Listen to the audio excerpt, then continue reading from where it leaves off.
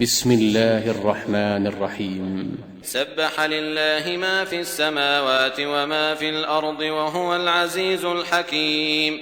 يا أيها الذين آمنوا لم تقولون ما لا تفعلون؟ كبر مقتا عند الله أن تقولوا ما لا تفعلون.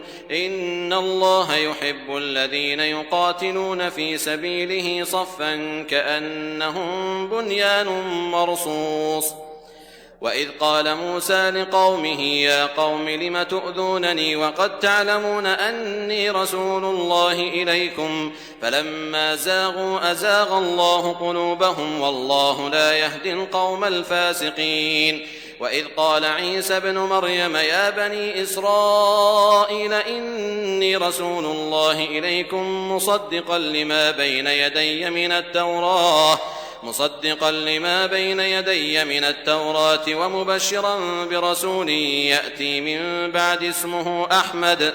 فلما جاءهم بالبينات قالوا هذا سحر مبين.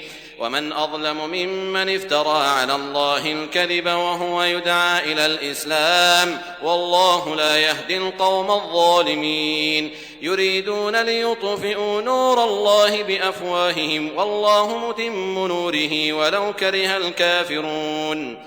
هو الذي أرسل رسوله بالهدى ودين الحق ليظهره على الدين كله ولو كره المشركون. يا أيها الذين آمنوا هل أدلكم على تجارة تنجيكم من عذاب أليم؟ تؤمنون بالله ورسوله وتجاهدون في سبيل الله بأموالكم وأنفسكم ذلكم خير لكم إن كنتم تعلمون.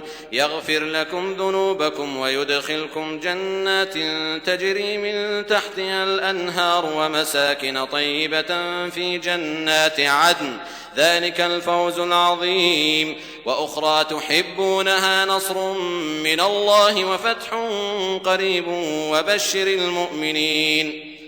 يا أيها الذين آمنوا كونوا أنصار الله كما قال عيسى ابن مريم للحواريين من أنصاري إلى الله؟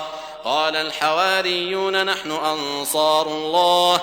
فآمنت طائفة من بني إسرائيل وكفرت طائفة فأيدنا الذين آمنوا على عدوهم فأصبحوا ظاهرين.